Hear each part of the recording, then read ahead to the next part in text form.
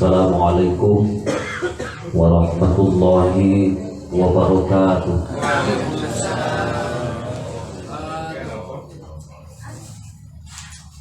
Alhamdulillahi rabbil alamin, wa bihi nasta'inu ala umuri dunya waddin. Wassalatu wassalamu ala asrafil anbiya'i wal mursalin, sayyidina wa maulana Muhammadin wa ala alihi wa sahbihi wa man tabi'ahu ila yaumil qiyamah, amma ba'du. Ilahi anta maksudi wa ridhoka matlubi, atini mahabbataka wa ma'rifataka. Puja puji syukur seraya kita panjatkan kehadirat Allah Subhanahu wa ta'ala. Pada malam hari ini kita bisa duduk bersama dalam rangka khidmat amaliyah manakibat. Salawat dan salam senantiasa dicurah limpahkan teruntuk Nabi kita yang terakhir, Khatamul Anbiya wal Mursalin, Nabi Muhammad sallallahu alaihi wasallam. Tidak lupa juga teruntuk Ahlul Bait, keluarganya, para sahabat Nabi, para aulia, para ulama, dan sampai kepada kita semua selaku umatnya, yang mudah-mudahan harapan besar di yaumil kiamat mendapatkan syafaatul ummah. Amin. Hadirin wal hadirat, ikhwan akhwat thariqat Qadiriyah Naqsyabandiyah yang saya hormati, para ajengan, para asatidz yang saya hormati, para pengurus LDPKN Kota Bandung,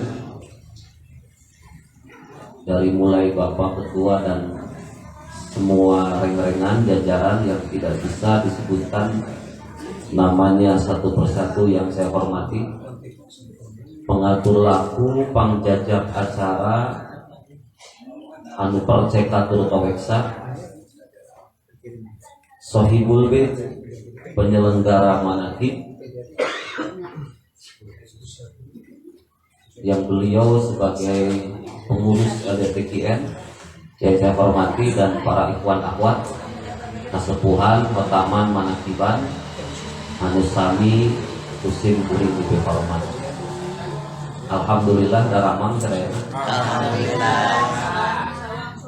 Alhamdulillah usai pelaksanaan rangkaian acara amaliyah manakib, dari mulai dibacanya ayat suci Al-Quran, tanbih, tawasul, manqobah beserta doa yang mudah-mudahan berkah karomah maghfirah rahmat tercurah limpahkan bagi sohibul bait, penyelenggara manakib, dan umumnya untuk kita semua. Mudah-mudahan apa yang kita cita-citakan dunia akhirat dijabah dan diridhoi Allah Subhanahu wa ta'ala. Mungkin saya tidak akan mengisi khidmat ilmiah apalagi dengan waktu yang begitu panjang. Yang pertama, saya mengucapkan selamat LDPKN Kota Bandung yang ketiga dalam rangka mengamankan, melestarikan dengan dasar keikhlasan. Semoga semakin berkah, semoga semakin maju, dan mudah-mudahan insya Allah kami yakin LDPKN sangat relevan pada kondisi masa hari ini dan hari yang akan datang. Karena LDPKN komitmen mengamalkan dan mengamankan dan melestarikan. Dan yang kedua, saya minta doa teruntuk pondok pesantren yang kami rintis, yang sekarang masih berjalan pembangunan. Mudah-mudahan dilancarkan oleh Allah Subhanahu wa taala. Hadirin wa hadirat rahimakumullah, saya ditugasi untuk memberikan khidmat ilmiah. Tentunya ilmiah itu sangat penting dan amaliyah pun sangat penting. Kalau ada amal tanpa ilmu seperti pohon tanpa buah. Bahkan sebaliknya, ada orang yang berilmu tapi tidak beramal. Di akhirat nanti dia akan disiksa terlebih dahulu ketimbang orang yang menyembah berhala. Fa'alimun bi ilmihi lam ya'malan mu'adzabun min qabli ubadil musa. Orang-orang yang berilmu tetapi dia tidak beramal, maka dia di hadapan Allah akan mendapatkan kerugian, mendapatkan siksa, dan lebih dahulu ketimbang orang yang menyembah berhala. Berarti ini sangat berat bagi orang yang berilmu tidak beramal. Maka ilmu dan amal harus dipadukan. Jadi kalau ilmu dan amal sudah dipadukan seperti golok yang tajam, seperti pedang yang tajam. Dan golok yang tajam, pedang yang tajam,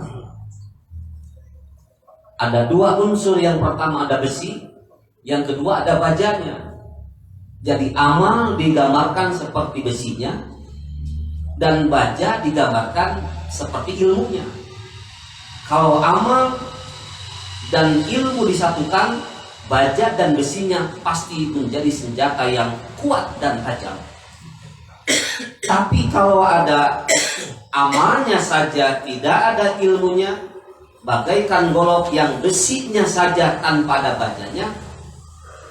Bahasa Indonesianya letoy, leles, lunglai, letoy. Itu seperti orang yang beramal tanpa ilmu, seperti golok yang hanya besinya saja, leles gitu. Sebaliknya ada yang berilmu tanpa beramal, maka goloknya seperti bahan yang dibuat dari bajanya saja. Turas, jejeret, regas, mudah patah. Kalau orang yang berilmu tanpa diamalkan, maka ilmu dan amal harus tahu.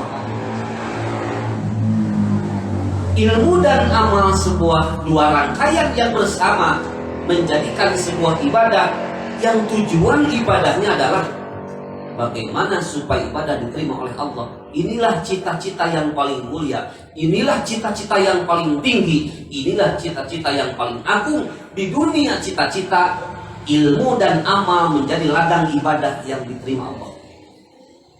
Cita-cita ingin lebih daripada orang lain dari ekonominya, itu bukan cita-cita yang tinggi, dan itu pun harus kita raih. Cita-cita jadi orang kaya bukan cita-cita yang tinggi. Cita-cita ingin punya jabatan yang tinggi, itu pun sama cita-cita.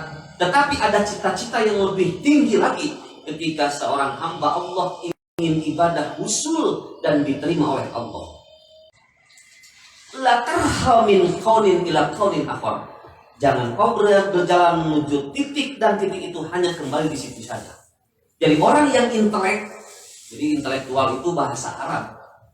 Intelektual itu dari intolako, tawilun. Intolako berjalan, tawilun panjang. Jadi orang yang berpikir panjang itu bukan dunia saja, tetapi orang yang berpikir panjang adalah sampai ke alam kalanggana. Itu intelektual. Jadi pikiran nanti untuk mentok di dunia. Cita-cita tujuan hoyong dugi ka Allah Subhanahu wa ta'ala. Namun ibadah setan tidak pernah berhenti, sehingga manusia mudah terjerumus dengan kemaksiatan. Maka di dalam tasawuf, huruf ta yang pertama adalah taubat. Di mana orang gak dosa kedah taubat. Syaratnya taubat yang pertama, kita menyesal apa yang telah kita perbuat. Yang kedua, tahu sanksi daripada dosa. Yang ketiga, tidak mau mengulanginya. baru itu tobat. Contoh, saya ambil contoh ya, ini ilustrasi. Saya merokok Jarum Super, masuk ke pom bensin di situ ada bahan bakar, meledaklah pom itu, saya kena sanksi pidana, di penjara minimal contoh 5 tahun. Keluar dari penjara, saya bawa rokok lagi. Kira-kira kalau orang yang tobat apa syaratnya? 1, ada penyesalan. Mau udut ke pom bensin, udut nanti kopi gitu ya. Saya tidak akan mau masuk pom bensin lagi. Yang kedua, saya tidak akan mengulangi lagi. Dan yang ketiga adalah penyesalan. Seperti apa sanksinya? Berat, 5 tahun jenuh orang di penjara. Itulah orang yang tobat. Orang yang tobat itu yang pertama menyesal atas perbuatan yang lalu. Orang yang tobat tidak akan mengulangi perbuatan yang lalu. Itulah tobat. Tidak intinya supaya setan itu terus terjerumus dan supaya manusia tidak mau tobat. Dosa yang besar, yang kecil, yang terasa, yang tidak terasa, yang nampak dan tidak nampak, nu gede, nu leutik, karasa, teu karasa, rumasa, teu rumasa. Itulah dosa. Maka di dalam amaliyah thariqat Qadiriyah Naqsyabandiyah ada sholat sunat taubah. Jadi TKR itu rinci. Hal yang kita tidak pedulikan pun dengan amaliyah dipedulikan. Contoh, umpama di kampung ketika panen raya ada yang jemur padi, kita jemur padi, tetangga jemur padi, datanglah burung hinggap ke padi yang lain tetangga. Ketika hinggap di padi yang lain, terbanglah burung itu di padi yang kita jemur. Berarti ada padi orang lain masuk ke dalam padi kita. Lalu kita tidak tahu dan kita makan. Yang belum tentu itu barang halalnya.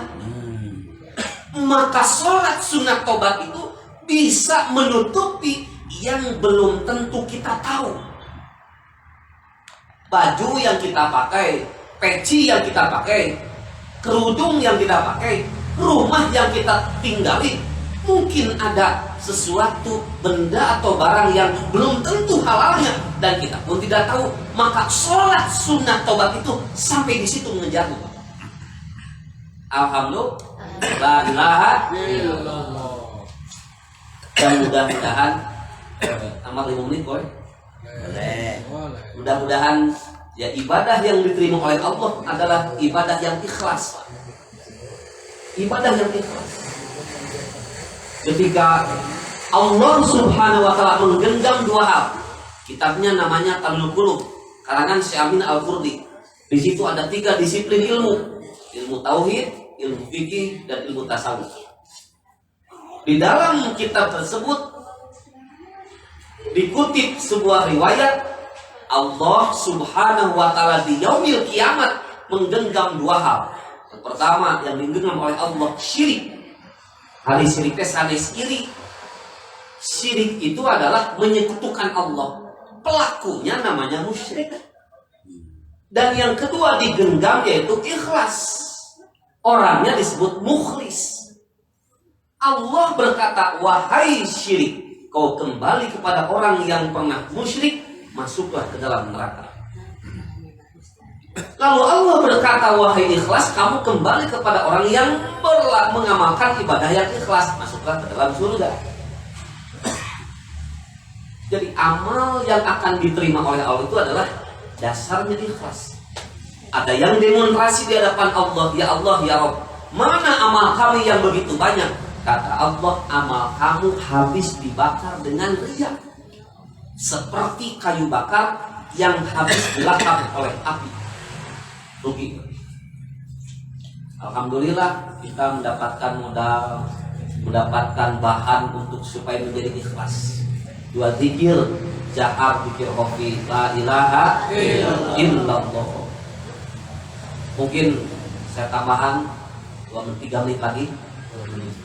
Di dalam kitab Ihya Ulumuddin, pengarangnya namanya Imam Ghazali. Beliau orang Persia. Bahasanya bukan bahasa Arab tapi bahasa Persia. Tapi beliau sangat sangat piawai memahami bahasa Arab ketimbang orang Arabnya sendiri. Namanya kitab Ihya Ulumuddin 4 jilid. Di sana tercantum ada 40 kitab di dalam Ihya itu.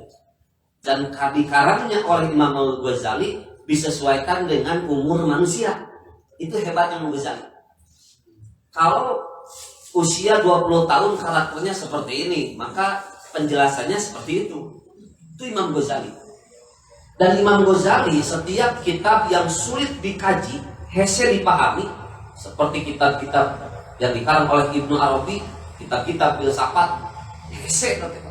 Maka ketika dipegang oleh Imam Ghazali dan dipahami oleh orang lain, mudah. Artinya Imam Ghazali memegang kitab yang susah dipelajari oleh beliau, lalu dikarang lagi satu kitab yang lain yang ada sangkut paut dengan kitab itu, menjadi mudah dipahami. Itulah Imam Ghazali. Dan setiap permasalahan, setiap penjelasan selalu menggunakan analogi, termasuk memberikan analogi tentang ikhlas. Menurut Imam Ghazali, ikhlas itu seperti susu murni. Sering minum susu murni? Sering.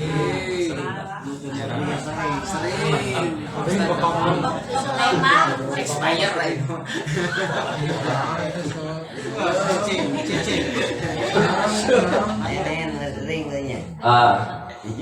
Susu murni ya. Di dalam perut kambing, di perut sapi itu darah, kotoran, air susunya pasti bercampur, pasti nggak hiji. Tetapi luar biasa ketika keluar diperas, yang keluar adalah susu murni. Kotorannya tidak bercampur, darahnya tidak bercampur, yang keluar hanyalah air susunya. Itulah ikhlas, disebutnya murni. Jadi orang yang ikhlas itu tidak tercampur dengan keinginan apapun kecuali hanya lillahi ta'ala. Itulah murni. Maka amaliyah ibadah yang murni, ketika seluruh amal ibadah dicantumkan, disimpan di dalam amal itu, ada zikir kopinya, maka semua amalnya akan lillah. Karena ikhlas zikir kopi. Jadi ikhlasnya sebenarnya alias zikir kopi. Jadi ikhlas garis miring zikir kopi, zikir kopi garis miring ikhlas. Amal ibadah yang tidak bisa dilihat oleh manusia, tidak bisa dideteksi oleh setan, tidak bisa dideteksi oleh malaikat, ikhlas. Berarti murni. Al-ikhlasu huwa sirrun min asrari udiumu qalbaman ahbabtu min ibadi la yatlu malakun fayaktubuhu wala syaitanu fayubsiduhu. Yang disebut dengan ikhlas, rahasia ya, dari berbagai macam rahasia yang aku simpan, aku tanamkan di dalam lubuk hati manusia, di dalam hambaku yang aku cintai. Di mana ikhlas disimpan? Di dalam hati. Malaikat tidak tahu, sehingga malaikat tidak mampu mencatat ikhlas, dan setan pun tidak mampu meruksak orang yang ikhlas. Jadi jalma nu moal bisa digoda nu ikhlas. Sanajan aya jelema nu bisa hiber, sanajan aya jelema nu bisa lempang dina lautan, sanajan aya jelema nu bisa asup kana bumi, dia bisa menghilang dan bisa dimanapun berada, mudah dengan sekejap mata. Tolong dituturkeun lamun teu boga ilmu jeung amal bari ikhlas. Jangan tergiur, apalagi di akhir-akhir zaman ini. Dan nanti Dajjal laknatullah, Dajjal akan memperlihatkan kehebatannya. Padang pasir dijadikan hutan bisa, yang mati bisa hidup bisa, mau apapun bisa. Kehebatan Dajjal melebihi kehebatan yang lain, tetapi dia tidak amal, tidak ilmu, tidak ikhlas, karena dia berbalik Allah dari aturan Allah. Tong dituturkeun sanajan jelema nu pintar hibarna, nu jago ngapungna, tetap nu kudu tuturkeun mah jami anu sabi laman anaba. Terus panjang tingnya dan aya penasaran manfaatna. Hapunten samudaya kalepatan Wilujeng LDPKN Kota Bandung, semoga semakin jaya. Assalamualaikum warahmatullahi wabarakatuh. صل على النبي الهاشمي